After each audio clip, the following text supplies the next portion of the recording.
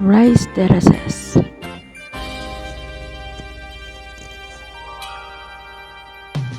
Rice terraces of the Philippines Caldereras.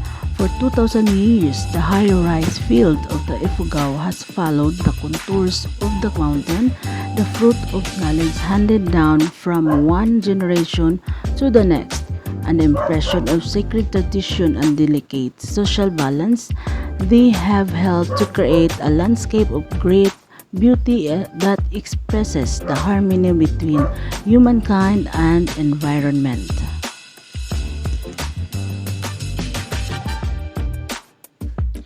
The rice terraces of the Philippine Cordilleras is an outstanding example of an involved living cultural landscape that can be traced as far back as 2 millennia ago in the pre-colonial Philippines. The terraces are located in the remote areas of the Philippine Cordillera mountain range of northern islands of Luzon, Philippine archipelago, while the historic terraces cover an extensive area.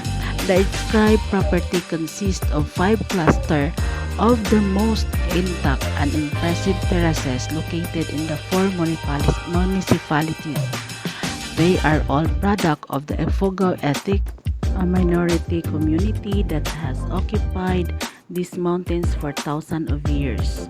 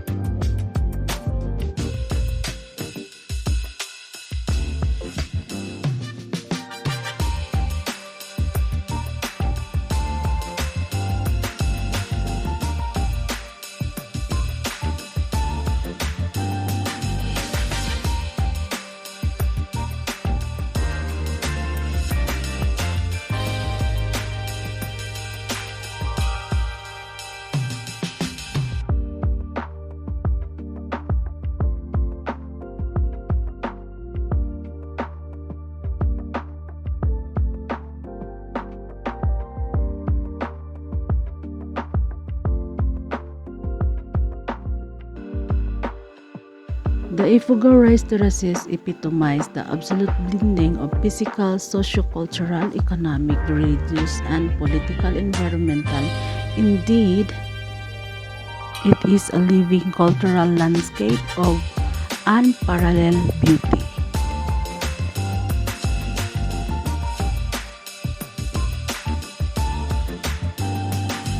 The Ifugao rice terraces are the priceless contribution of Philippines' ancestors to humanity.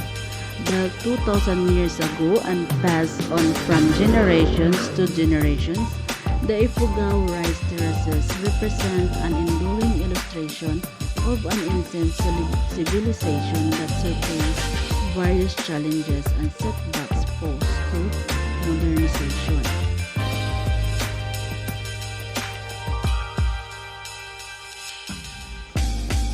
Reaching the higher altitude and being built on steeper slopes than many other terraces, the Ifugao complex of stone or mud walls and the careful carving of the natural contours of hills and mountains to make terrace pond fields, coupled with the development of intricate irrigation system, harvesting water from the forest of the mountain tops, and in elaborate farming system reflect a mastery of engineering that is appreciated to the present. The terraces illustrate a persistence of cultural traditions and remarkable community and endurance since archaeological evidence reveals that these techniques has been in use the regions for 2,000 years virtually unchanged. They offer many lessons for applications in similar environmental elsewhere.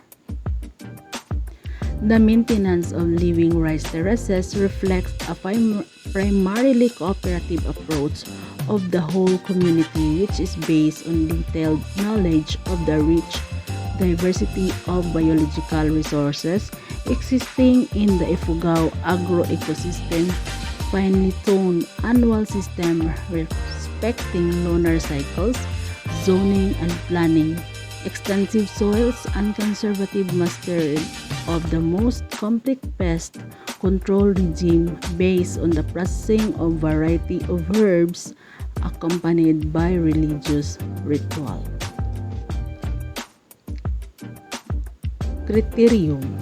The rice terraces are the dramatic testimony to the community's sustainable and primarily communal system of rice production based on harvesting water from the forest-clad mountaintops and creating stone terraces and ponds, a system that has survived for 2 millennia.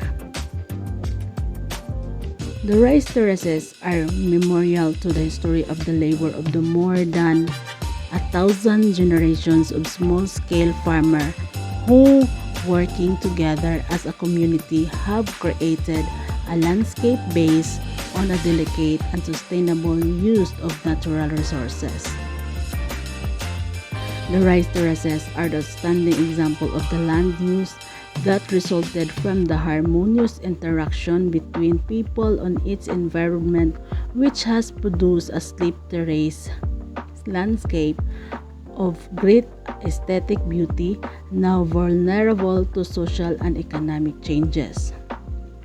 The integrity while maps of the property are yet to be prepared and boundaries to be delineated, all important attributes of the rice terraces comprising the rice terraces, paddies, the traditional villages, and the forests that are its watershed are present in the 5 inscribed clusters.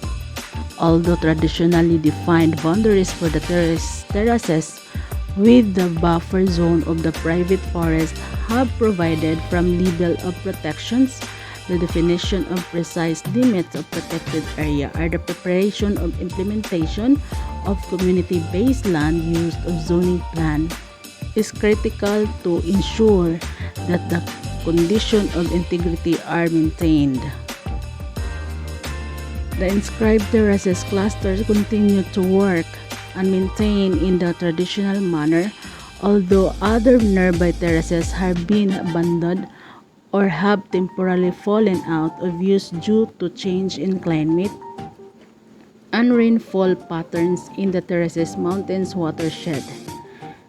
In some villages, Christianization in 1950s affected the performance of tribal practice and ritual that were essential in maintaining the human commitment that balances nature and man in the landscape.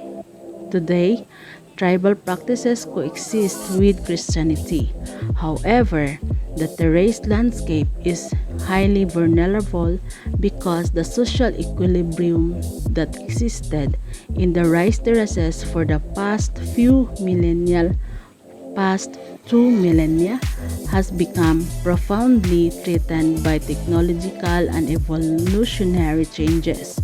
Rural to urban migration process limit the necessary agricultural workforce to maintain the extensive area of terrace, and climate change has recently impinged in the property, resulting extreme dying out, while massive earthquakes have altered locations of water sources and caused terrace dam to move and water distribution system is rerouted.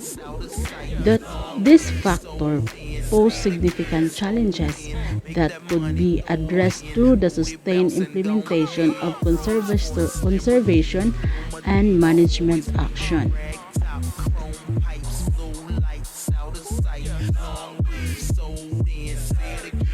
The rice terraces of Banaue or the Hagdang Palayan in Banaue are terraces that were curved into the mountains of Banaue, Ifugao in the Philippines by the ancestor of indigenous people. The terraces are occasionally called eighth wonder of the world. The eighth wonder of the world is commonly thought that the terraces were built in the minimal equipment, largely by hand. The terraces are located approximately 1,500 meters above sea level. These are fed by an ancient irrigation system from the rainforest above the terraces. It's said that if the steps were put in to end, it would encircle half of the globe.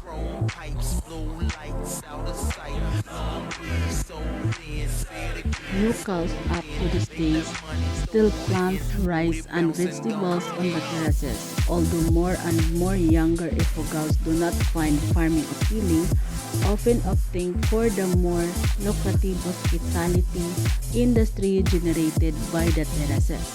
The result is the gradual erosion of characteristic steps which required constant reconstruction and care. Our further problem encountered was drought, with the terraces drying up completely in March of that year. Anthropologist Otli Beyer has estimated that the terraces is over 2,000 years old. Researchers dispute this and contend that they were built much later. There are also giant earthworms or ulang in Ifugao of the genus Pteronia elongata, which are blamed for causing damage of terraces, as well as rodents of the genus Crotomys and snails. In tourism, another thriving economy in the Banaue rice terraces, the tourism industry has developed a number of activities for visitors, which may include traditional sightseeing of the terraces and visit to the tribes of at the foot of terraces. A mukbaki, a traditional ifugao with doctor, is also recommended to visitors. This doctor can perform spiritual healing rituals. Domestic tourism, however, has gone down over the past few years. A contributing factor to this in the treatment of domestic tourism by local guides in the area, where it has been reported that local guides are more willing to entertain foreign visitors. The Batad Environmental Tour Guides and Association, in the association with the Batad Barangay authorities, are currently laying concrete track down from the Batad saddle to the village proper. That's all for today, guys. Thank you so much for watching. Thank you so much for listening about our beloved rice terraces. If you like my video, please don't forget to click like, share, and subscribe. Thank you for watching MARIJO channel.